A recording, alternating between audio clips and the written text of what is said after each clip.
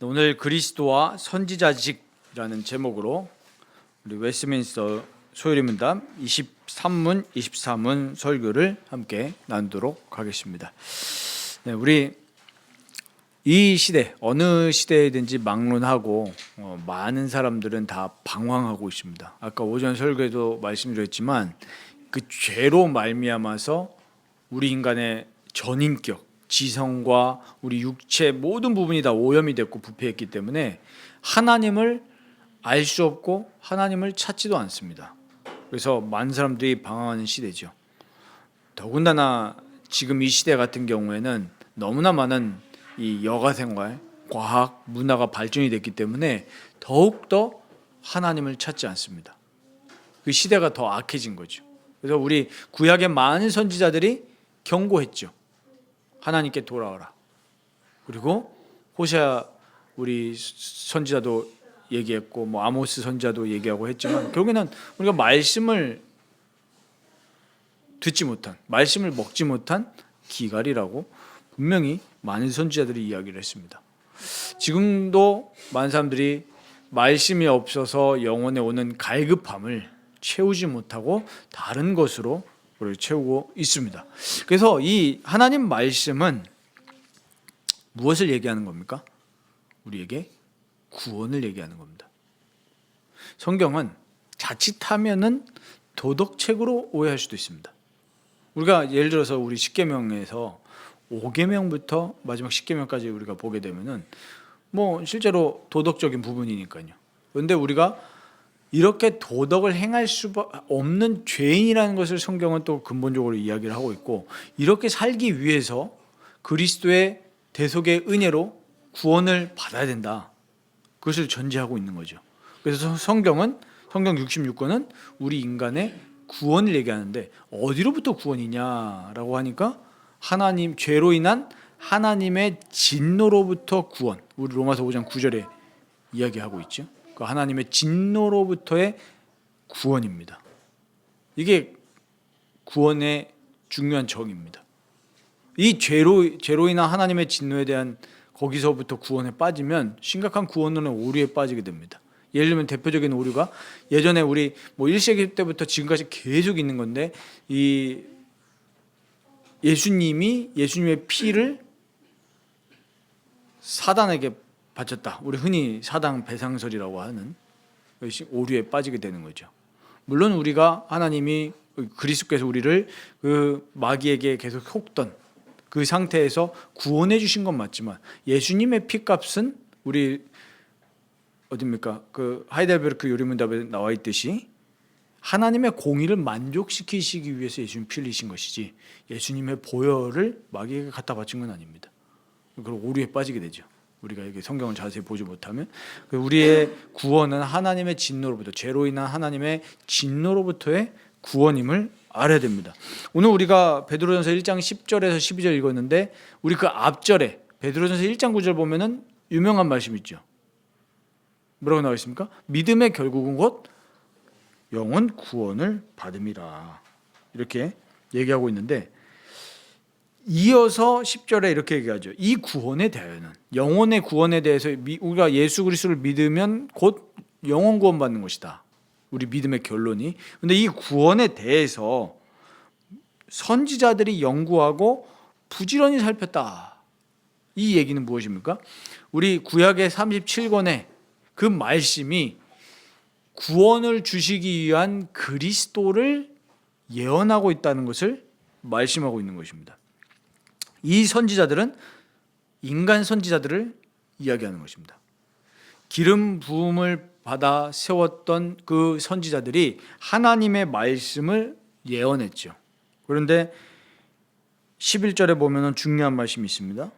그리스도의 영이 이랬습니다. 그리스도의 영이 그 받으실 고난과 후에 받으실 영광을 미리 증언하여.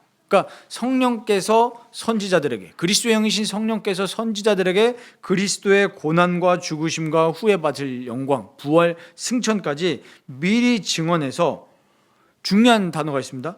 누구를 그리고 어떠한 때를 지시하시는지 상고하니라. 그러니까 누구를 가리키고 있는지 분명히 말씀하고 있는 거예요. 우리 대표적으로 이사야서에 보면은 특히 이사야서 53장에 그 오실 메시아가 찢기시고 고난당하시고 우리의 죄를 위해서 고난당하시고 죽으실 것을 분명히 말씀하고 있죠. 그가 찔리면 우리의 죄악 때문에, 우리의 허물 때문이라 분명히 얘기하고 있습니다. 그러니까 이 구약 전체는 그리스도를 통한 우리의 구원을 예표하고 있는 것입니다. 그러니까 인간 선지자, 인간 제사장, 인간 왕, 이 세 가지 직분 모두가 다 뭐냐면 그리스도를 예표하고 있는 것입니다. 그들의 사역들을 통해서요. 그러나 인간 선지자, 인간 제사장, 인간 왕은 다 실패하죠. 그들의 허물을 그대로 우리에게 보여주고 있지 않습니까? 다윗 왕만 보더라도 그의 허물과 죄악을 우리에게 모조리 다 말해주고 있습니다. 그 말은 진짜 참된 왕 예수 그리스도를 기다리라는 것을 우리에게 더 말씀해주고 있는 것이기도 합니다. 신약은 무엇입니까? 예언되었던 그리스도가 드디어 오늘 여기 11절에 나와 있는 것처럼 어떠한 때, 그때가 온 것입니다. 그때가 와서 말씀으로 계셨던, 처음부터 말씀으로 계셨던 하나님이신 예수님이 육신의 몸을 입고 오셨는데, 오늘 23문에 중요한 우리 내용이 있습니다.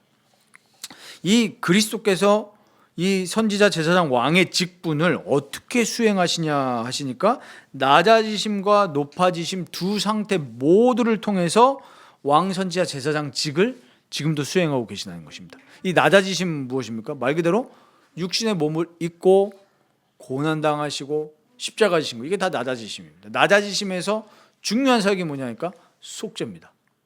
아까 제가 그러니까 전사님이 선물로 주신 그 우리 마가날리아데이 그 하나님의 큰 일 잠깐 이렇게 보면서 목차 보고 또 보니까 낮아지심 딱 이렇게 돼 있길래 바로 또 흥미가 가서 찾았는데, 역시 우리 바벤크 목사님도 그리스도의 낮아지심의 사역의 그 목적이 뭐냐, 속죄다, 이렇게 딱 표현을 해놓으셨어요. 그렇습니다. 그 십자가 죽으심을 통해서 우리의 죄를 사해 주셨습니다. 우리가 그 그리스도의 피로 말미암아서 하나님과 막혔던 그 관계가 이제는 없어졌죠. 하나님께 나아갈 수 있고 하나님을 즐거워하고 하나님을 예배할 수 있는, 하나님을 생각할 수 있는 그런 자녀가 되었습니다. 이 높아지심은 무엇입니까? 말 그대로 부활하시고 승천하신, 지금도 그래서 예수님은 어디 계십니까? 하늘 보좌에서 우리를 위하여 중보하고 계십니다. 우리를 도우시고 계시고 우리를 위해서 기도하고 계십니다.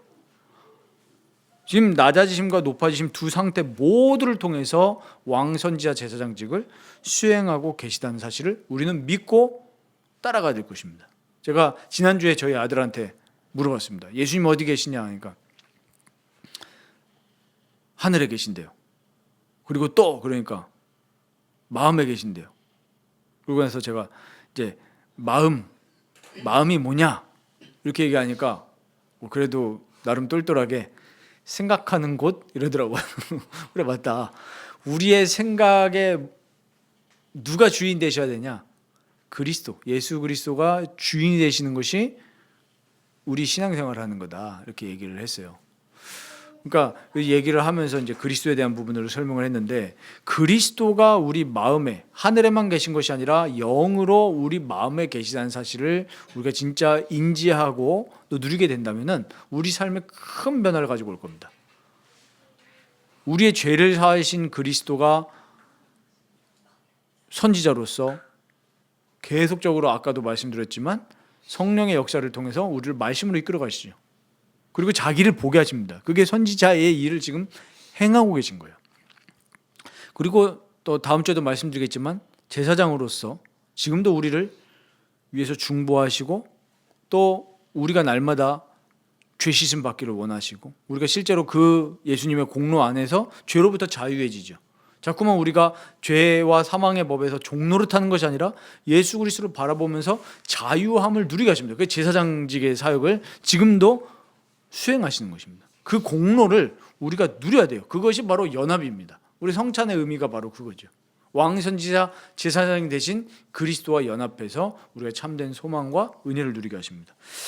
두 번째로는 예수님만이 참 선지자시다라는 정의를 우리가 올바르게 알아야 됩니다.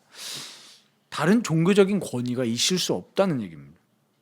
선지자, 사도는 종결이 되었습니다. 왜 그렇습니까? 완전하신 그리스도께서 오셨기 때문입니다. 완전한 선지자시고 완전한 제사장, 완전한 왕이신 그리스도가 오셨기 때문에 이제 인간 선지자 필요가 없습니다. 그리고 이제 성경이 완전히 이제 쓰여졌기 때문에 이제 사도가 필요 없습니다. 이제는 하나님께서 성령으로 우리에게 가르치셔서 말씀으로 이끌어 가시는 거예요.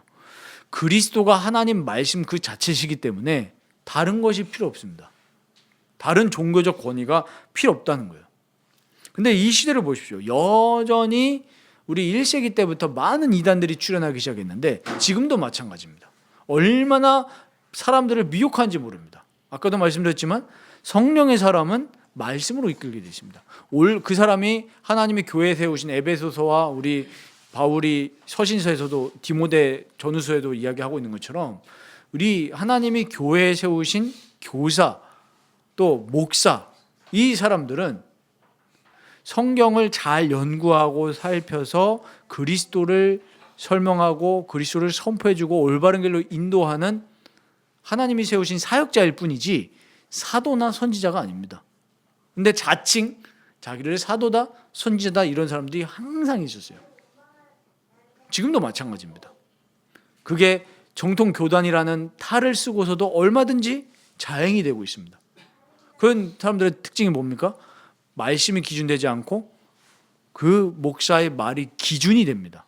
근데 하나님이 세우신 사역자 이들의 특징은 주님의 양들을, 자기 양이 아니죠, 주님의 양들을 말씀으로 이끌어줍니다. 말씀으로 이끈다는 얘기는 곧 그리스도께로 이끈다는 것과 같습니다. 그럼 그리스도께로 이끌면 어떻게 됩니까? 점점 성화가 됩니다. 그리스도인의 특징은 성화가 돼요. 그리스도와 연합하게 되어지니까 그리스도를 닮아가죠. 그리스도께서는 율법에 순종하셨잖아요. 그럼 우리도 자꾸 하나님 말씀에 순종하는 쪽으로 자꾸 변화가 되는 것입니다. 그래서 우리가 해야 될 것은 그리스도께서 이미 오셨기 때문에 지금 우리 안에 계시기 때문에 성령님께 계속 은혜를 구하셔야 돼요. 자비하신 성령님께 은혜를 구하시고 우리가 무익한 것을 인정하고 성령님께 영적인 유익을 구하셔야 됩니다. 그래서 성경을 읽고 묵상하고 적용하시는 일에 힘쓰셔야 됩니다. 그러면 우리가 성경을 읽고 아까도 우리 교재 가운데 우리 얘기하시지만 이 묵상 제가 거기다가 지금 하이라이트 쳐가지고 준비를 했거든요. 그러니까 읽는 것까지는 많이 하는데 이 묵상 생활이 지금 잘 안 되고 있습니다. 이게 현대 교회의 문제입니다. 묵상이라는 것은 곧 교제거든요. 성령의 음성을 듣는다는 것이 무엇입니까? 이 표현을 많이 하잖아요. 사람들이 성경이 있는데 자꾸 뭐 하려고 합니까? 음성을 듣는다 그 말을 쓰는 분들이 오해해서 하는 말이 자꾸 물리적인 사운드를 들으려고 하세요. 근데 하나님은 성경을 주셨습니다. 성경을 주셔서 성령님이 우리에게 어떻게 하시냐면은 이 성경 말씀, 곧 그리스도가 주인공이신데 그리스도가 우리 전 인격의 주인이 되게 하시는 사역이에요. 마음을 바꾸시죠. 그러면 성경을 올바르게 읽고 묵상한다면은 첫 번째로 이루어지는 이 성령님의 사역이 뭐냐면 죄에 대한 자각입니다. 아, 내가 죄인이구나. 정말 내가 도무지 하나님을 인정하지 않고 하나님을 사랑하지 않는 죄인이라는 사실을 정말로 깨닫게 하십니다. 그게 올바르게 묵상했다는 증거죠. 그리고 설교자도 마찬가지입니다. 올바른 설교라면 듣는 청중들이 첫 번째로 들어가는 생각이 난 정말 처참한 죄인이구나. 나는 정말 무익한 사람이구나. 이 생각이 먼저 들면서 나를 따르라가 아니라 그래서 그리스도를 따르십시오. 예수님을 따르십시오. 이걸로 이어질 수밖에 없습니다. 그러니까 우리가 성경을 묵상할 때는 많은 이 일들이 우리 마음속에서 일어나죠. 성령께서 죄를 자각하게 하시고 그리스도를 의지하게 하시고 또 하나님 그 통치를 받으면서 살아가는 것을 자꾸 갈망하는 그 예수 소망을 자꾸 주신 겁니다. 우리 전 인격이 변화가 되어지죠. 그러면은 이 읽고 나서 적용을 해야 되잖아요. 그 적용까지도 성령님은 떠오르게 하십니다. 조금 극단적일 수 있지만 존 메가더 목사님 소천하셨죠? 비판하시는 분들도 물론 있는 걸로 잘 압니다. 하지만 뭐라고 하셨냐면은 존 메가더 목사님은 제가 설교를 다 들어보진 않았지만 존 메가더 목사님이 직접 그 얘기를 하셨어요. 뭐라고 얘기하셨냐면 보통 우리가 목회자들이 설교 말미나 아니면 우리 개혁교회의 설교의 특징은 대지마다 적용을 얘기를 하죠. 그런데 존 메가더 목사님은 적용 부분, 실천 부분들을 얘기 안 하려고 하셨고 실제로 그렇게 또 얘기를 하셨어요. 하지 말라고. 왜 그렇게 극단적으로까지 얘기를 했냐 하면 왜 그랬을까요? 그리스도로 말미암아 중생함을 받은 신자라면 말씀을 들을 때 성령께서 적용하게 하실 거를 깨닫게 하신다라는 주의셨기 때문에 감히 그거를 목회자가 성도들한테 이렇게 하십시오 저렇게 하십시오 얘기 안 해도 된다. 저는 100% 그 의견에 동의하지는 않습니다만은 그 의견에는 또 동의하는 바예요. 왜? 지금 현 시대 교회의 문제가 무엇입니까? 성령의 역사를 너무나 오해했어요. 성령 하시는 분들의 특징이 뭐냐면 자꾸 비인격적으로 하는 경우가 많아요. 내가 성령 받았다 하면서 사람들을 가스라이팅하죠. 근데 그렇다고 해서 우리가 성령이라는 단어를 성령이라는 그 정말 우리의 하나님을 배제하고 신앙생활하는 것은 우리가 아까도 얘기했지만 지적주의로 빠지기가 쉬운 거예요. 실제로 삶의 변화는 일어나지 않는데 겉모양으로만 하는 바리새인과 똑같은 거죠. 그래서 우리가 적용이라고 했을 때 정말 우리 읽고 묵상하고 적용하는 모든 과정 속에 성령님께 은혜를 구하면서 가야 됩니다. 성령이 이끄시지 않으면 우리는 그리스도께로 갈 수가 없습니다. 말만 그리스도지. 우리 그 너무나 보지 않았습니까? 말은 그리스도 맨날 그리스도 얘기하는데 실제로 성령님께 붙들림을 받지 못하니 그리스도와 연합이 안 되니까 말은 그리스도인데 삶은 그리스도와 전혀 딴판이죠. 어떻게 방종으로 가겠습니까? 그렇죠? 그래서 우리가 성령님께 은혜를 구하면서 성경을 읽는 그 태도가 예수 그리스도의 선지자직을 누리는 거예요. 왜냐하면 그리스도는 우리를 하나님 진리께로 인도하시기 때문에 그 말씀이신 그 그리스도가 우리를 하나님께로 이끄십니다. 그게 그리스도의 선지자직이에요. 그래서 우리는 이 말씀과 성령으로 구원을 위한 하나님의 뜻을 지금도 그리스도께서 우리에게 계시하신다는 사실을 우리는 믿어야 될 것입니다. 그리스도께서 지금도 이렇게 일하십니다. 그러니까 우리 개혁교회에서 설교를 그렇게 본 거죠. 하나님이 세우신 목사를 통해서 그리스도의 말씀을 선포하시는 것을 그렇게 보았습니다. 그래서 우리 교회 직분에 이 삼중직을 수행하는 자들이라고 표현을 했죠. 목사는 하나님의 말씀을 공적으로 선포하고 가르치는 선지자의 직무 이렇게 본 것이고 장로 직분 같은 경우에는 왕의 직무로 보았습니다. 왜 그렇게 봤습니까? 하나님의 백성들을 공적으로 다스리는 직무라고 본 거예요. 그래서 왜 우리 치리하는 장로 이렇게 얘기하잖아요. 목사는 가르치는 장로. 교회를 다스리는 것입니다. 하나님의 말씀을 가지고. 그래서 교회 곳곳을 돌보면서 누가 죄의 유혹에 빠져 있지는 않은지, 누가 이렇게 세상을 사랑하는지 그런 걸 보면서 권면하고 또 인내함으로 또 인내함으로 가르치는 것이 장로의 직분이라는 거죠. 그리고 집사를 제사장의 직무로 봤습니다. 왜 그러냐면 백성들을 공적으로 구제하고 사랑으로 섬기는 직분이기 때문에 제사장의 직무로 보았습니다. 이렇게 우리 그리스도의 삼중직은 너무나도 위대하고 우리에게 어마어마한 은혜와 영적인 유익을 가져다 줍니다. 그래서 우리가 결론적으로 이 그리스도께서 선지자신데 그리스도의 영이신 성령께서 우리를 하나님의 뜻으로 인도하시고 진리를 깨닫게 나가게 하시는데 바로 그 방법이 말씀이라는 것입니다. 그 말씀은 바로 성경과 설교입니다. 공적인 설교. 그래서 이 성경과 공적인 설교에 참여하기를 힘쓰셔야 됩니다. 성경을 그래서 마음에 딱 정해 놓으셔야 됩니다. 성경을 하루에 내가 몇 장 읽겠다. 이것과 싸움이에요. 이게 진짜 성경 읽는 게 자아와의 싸움입니다. 죄와의 싸움이에요. 사실 우리가 대부분 육신의 정욕과의 싸움, 성경에 정욕이라는 얘기가 많이 나오는데 그 정욕은 우리가 흔히 받아들이면 성적인 정욕인가 이렇게 생각하기 쉬운데 바울이 육신의 정욕이라고 했을 때는 우리 전인격적인 죄와의 싸움을 뜻하는 것입니다. 게으름, 나태, 시기, 질투, 분노 다 육신의 정욕입니다. 하나님을 거스르는 육신의 정욕을 제어하라고 했죠. 말씀을 읽지 못하게 하는 그 육신의 정욕과 씨름해야 됩니다. 이 시대에 어떻게 유혹합니까? 나태함으로, 또 쾌락으로, 또 이 시대는 알고리즘으로 우리를 성경과 멀리하게 만듭니다. 그것과 싸우십시오. 우리 성경 말씀에 나와 있는 것처럼 갈라디아서 2장 20절을 묵상하면서 내 육신의 자아를 십자가에 못 박으시고 이 하나님의 말씀에 귀 기울이시길 바랍니다.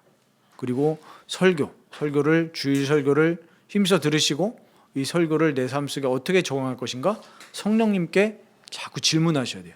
하나님, 내가 오늘 이 설교를 들었는데 이번 주 내 삶 속에서 어떻게 적용하면 좋겠습니까? 물론 강단에서 설교를 통해서 적용점을 주어주기도 하지만 내 내면을 살피시고 내 내면을 지도하시는 성령님께 질문하십시오. 그리고 저번에도 청교도들의 이야기를 말씀드렸지만 가능하다면 일기도 한번 써보십시오. 저도 요즘에 일기를 계속 쓰고 있거든요. 내가 내면 속에 성령님께서 자꾸 이런 죄를 들추십니다. 기록을 했어요. 여기서 말씀 못 드리겠어요. 왜요? 창피해서. 근데 저희 썼습니다. 하나님, 네, 이렇습니다. 그리고 나서 그걸 기도를 합니다. 근데 감사하게도 그거를 회복시키셔요. 자꾸 그런 죄와 멀어지게 하시더라고요. 참 신기하다. 왜요? 내가 그리스도께 간구했잖아요. 나의 죄를 대속해 주신 그리스도께 간구했기 때문에 그리스도께서 나를 만지시는 것입니다. 이거 그리스도의 공로와 은덕을 내 삶 속에서 계속 누리게 되는 거죠. 그래서 우리 선지자이신 그리스도는 우리를 계속 말씀으로 초청하십니다. 계속 초청하셔요. 그런데 문제는 우리가 그걸 거부하는 거죠. 말씀과 멀어지고 자꾸 내 내면의 생각에 귀 기울입니다. 그래서 세상은 이걸 너무 강조하죠. 어떻게 합니까? 너를 사랑해라. 한때 유행했던 메시지 무엇입니까? Love yourself. 너를 사랑해라. 굉장히 반 기독교적인 메시지입니다. 기독교의 메시지는 하나님을 사랑하는 거예요. 이웃을 사랑하는 겁니다. 나 자신을 사랑하라고 성경은 얘기하지 않았어요. 어디서 성경이 너를 사랑해라 했습니까? 하나님을 사랑하고 내 이웃을 너 몸과 같이 사랑해라. 그렇게 얘기를 했습니다. 그러니까 우리가 세상의 메시지를 잘 분별을 하면서 그리스도께서 우리 마음에 깨닫게 하시고 우리의 산 소망이 되신 참된 부활 소망이 되신 예수님을 그 무엇보다 사랑하고 예수님과 교제하기를 힘쓰셔야 되겠습니다. 그래서 오늘 이 그리스도와 선지자직에 대해서 짤막하게 저희가 나눴는데 우리가 선지자라고 했을 때 제가 저희 아내한테 물어봤어요. 예전에 우리가 그리스도 선지자면 뭐라고 했지? 갑자기 그게 생각이 안 나는 거예요. 그러니까 그냥 외우게 하나님 만나는 길이다. 그렇게 그냥 학습적으로 외웠는데 우리가 그럴 주제가 아닌 거예요. 정말 그리스도는 우리 선지자로서 예수님은 말씀 그 자체로서 하나님의 구원을 우리에게 알리신다. 그게 우리 그리스도의 선지자직에 있어서 굉장히 중요한 내용입니다. 그리고 방금 말씀드렸던 것처럼 이 시대는 선지자 시대도 아니고 사도 시대도 아닙니다. 성경을 주셨기 때문에 이제 성령께서 이 말씀으로 우리를 이끄셔서 진리를 깨닫게 하시기 때문에 반드시 이 말씀 생활에 힘쓰시면 좋겠다. 그렇게 또 권면을 드립니다. 그래서 이번 한 주간에 정말 말씀 읽기 이 생활에 힘쓰시면서 말씀과 멀리하는 우리 자아를 좀 인식하시고 그 자아와 그리스도의 보혈로 싸우시고 또 그리스도와 연합하는 참된 복을 누리시기를 주님의 이름으로 축원드립니다.